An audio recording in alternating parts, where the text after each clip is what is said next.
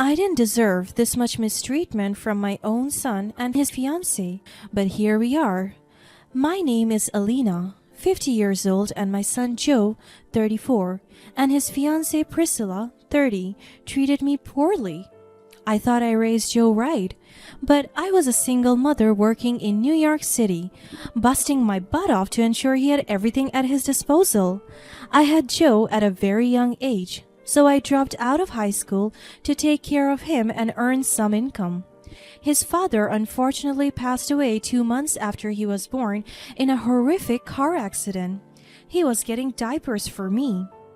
I have lived a complicated life, but always ensured my son got everything he desired. I didn't have that luxury growing up. I met his fiancée last year when they first started dating. She always felt a little off by me, but it's increased as the wedding has gotten closer. I don't know what I did or if I had done anything. Regardless, like when Joe was a child, I wanted to make sure he had everything he wanted. So when he asked if I could pay for his wedding and the venue, I said yes. I wasn't aware of how much he wanted me to help. Maybe 500 or 1,000 at most. Nope, not even close. He wanted me to pay 10 grand for the wedding, which included the venue, the reception, and a down payment on her wedding dress. I thought I taught you to always live within your means. Of course I do. It's just Priscilla likes things a certain way, and I want it to be perfect for her. It will be, but that's too much. Okay, fine. I have come a long way from waitressing to working in retail. I still work in retail as a cashier. The benefits are great and the pay isn't so bad. I knew in my heart that I would not be able to provide 10,000, but I made sure that it was at a reasonable range for me to contribute. I gave my son $5,000. I understand money is tight for him, but what did he expect? I tried to tell him to postpone the wedding so that he could save up money. But did he listen to me? No. As the wedding approached, Priscilla became a bit of a bridezilla. She went from shouting at her own mother, cussing out the wedding planner for something small, to even snubbing her bridesmaids. I made sure to stay out of her way, but I couldn't always. A few days before the wedding, we had the rehearsal dinner. They had 2 choices, chicken and steak, with a vegetable and mashed potatoes. Both were absolutely delicious.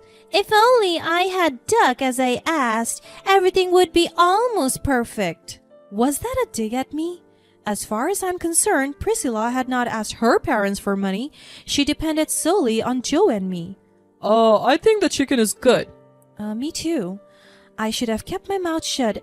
Of course you would. What do you mean by that? The entire table went quiet. Nothing. Her parents, Sally and Henry, were no better than her. The two only chuckled with her, leaving me further and further out of the joke. So Joe, how's school? Tough. Engineering is no walk in the park. I'm sure it is, honey, but remember what I taught you? One step at a time. It's hard to say that to someone when you didn't even finish high school. She laughed afterwards. Her bridesmaids all looked shocked and began whispering amongst themselves. Meanwhile, her parents stared awkwardly in my direction as if I had grown 2 heads. Education is important, Joe, so I'm happy you're still going strong. Her mother only said, No one came to my defense, not even my son? How could everyone stand idly aside? Did no one have a heart? After dinner, I pulled my son to the side while everyone else was partaking in wine tasting. What the hell was that all about? What? I understand Priscilla is under a lot of stress, and so are you, but you can't even defend me? I'm your mother. Oh my god, please don't make this a bigger issue than what it is. She only meant that you would never understand the stress I'm going through. Won't be able to understand stress? How about this? I was a single mother raising a son alone while working 3 jobs, helping with your homework and ensuring I had everything that would benefit you in life. You don't have to throw it in my face all the time, okay? I understand you did a lot for me, but our lives are different now. And that stress is different. This is my future. He didn't try to apologize or see, my side of things. Priscilla humiliated me. I understand the stressors are different, but he can't just sit there and act like what Priscilla did wouldn't hurt. I went the rest of the night sitting alone while the rest of the mini party participated in the festivities. The next day only got worse. The bridesmaids, Sally, Priscilla, and I went to our final fitting for the wedding. Again, Priscilla was cold with everyone, but she didn't even bother talking to me. She wasn't always like this. When she first started dating my son, she was a lovely girl, but it's like as soon as my son proposed to her, her true colors were out on the display. I kept trying to reason that the wedding was just causing this behavior, but at what expense? My dignity? When she put on her dress and did a final twirl, I said, "You look beautiful, darling." "Thanks." I could have sworn she rolled her eyes after. Her 3 bridesmaids began to hype her up. I believe their names were Felicia, Kyla, and Penny. "You look gorgeous, girl. Joe is going to pass out when he sees you." "I can't believe the wedding is only a couple of days." "How do you feel?" "Nervous, excited, but ready to start a new chapter. We just started to look at places. Our apartment is far too small for this big personality." "Oh, I didn't know you guys were moving soon. I thought Joe would want to save some money first." I couldn't help but interject, but for something so drastic, you would think I would be informed they were moving. "Joe's fine with money. What are you talking about?" I couldn't help but suppress a smile. "Besides, we're hoping to start a family in a year or 2, and we want to be involved in a nice neighborhood." "Oh, what city are you thinking of?" "Well, we're moving out of state." "Out of state? Why? New York has a range of fantastic schooling programs." "I'm sure you would know." "It does. That's where Joe and even you went to school." She turned around with such venom in her eyes. "You would be a person who would know what schools were appropriate." "Just say what you want to say. You obviously don't like the idea I didn't finish high school." I have never been the type to let someone run their mouth, especially an ungrateful snot. It got increasingly tense inside the dressing room. "I find it funny that you have so many opinions on things you know nothing about." "I know about raising children." "You barely did that. Joe told me you were never home." I stood up, my heart rising as fast as my words. "Now listen here. You won't know what I had to go through to be the woman I am today." Ladies, can we settle down for a second? "Why would I? Your daughter is an ungrateful brat." "I beg your pardon? Who do you think you are?" "You heard me. And with all the things I have done for this wedding?" "Huh.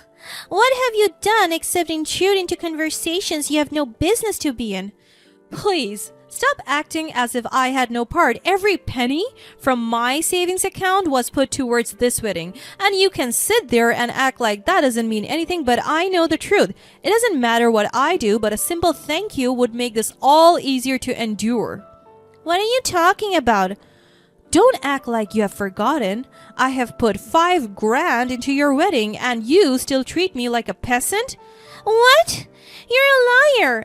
Honey, Joe asked me and father for some money too." Sally turned to me. I didn't know you put down money too, Alina." "I didn't know you did either." Priscilla only stared out into space. She was at a loss for words. "How much did you put down, Mom?" 5 as well." "Are you serious? The wedding only cost 20. I put in 10 myself." It appears that the couple was supposed to split everything in half, but instead it looks as if Joe wasn't paying anything. There was nothing I could say. My son was cheating on the system and decided not to share with his partner. She went quiet for the rest of the day. A part of me wanted to warn Joe what had happened today. But another part was upset that my son would go to such lengths to avoid paying for his own wedding. I unintentionally began the ruination of their marriage story. The next day, I was expecting a call from Joe, chewing me out for exposing him, but I got nothing. When the wedding day came, I didn't know what to expect. Everything seemed to go as planned, but alas, this would change in a matter of hours. The wedding was set up for perfection. I was in the bride's room with the bridesmaids and the rest of the lot. Priscilla could barely look at herself in the mirror. It was then I understood her. She was a shallow woman, but a woman that did the hard work that put her into success.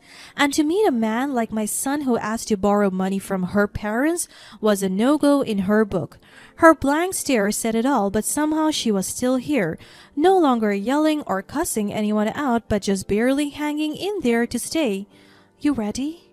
her mother asked once she helped her put her veil on. "I think I just need a moment alone." "Are you sure, sweetheart?" "Yes." The bridesmaids got up and left, followed by her mother. I was the last to leave, and my eyes lingered in stature. She looked at the mirror, her face painted with beauty and eyeshadow, but as I shut the door, she began taking off the veil. The wedding organizer came to our aid and told us that the wedding would start soon. We got into our formation. At first, I thought we were going to wait for her, but instead, we were ordered to start the walk down the aisle. Everything felt so surreal. "But shouldn't we wait for Priscilla?" I'll get her. No worries. She must be having last-minute jitters." She had no idea. We went to the front doors. Behind, there would be my son at the altar and a crowd of people waiting for the bride. As the doors opened, the traditional wedding music began to play, and my eyes locked on my joyful son. As I walked down the aisle, I looked around the room to see the bright eyes. As I looked back at Joe, he gave me an easy smile. I kissed him on the cheek and went about my business.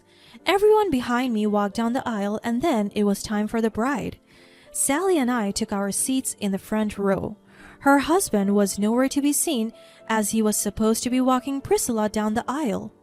The music began to drag, and the entire crowd waited for a good 10 minutes. I watched Joe's face like a hawk, watching his smile drop slowly as the silence of the air ate away at the crowd. After 10 minutes, the wedding planner came pacing down the aisle towards my son Joe. A solemn expression read on her face as she handed him a note in response. She had done it. Priscilla had left him at the altar. He was so embarrassed by the whole situation, having still said no word to anyone. The wedding planner just turned to look at the crowd. Hey everyone, we will be postponing the wedding. Please go into the reception hall." I sprang out of my seat, heading straight to my son, while the crowd from behind began leaving the room. Murmurs could be heard all around. "What happened?"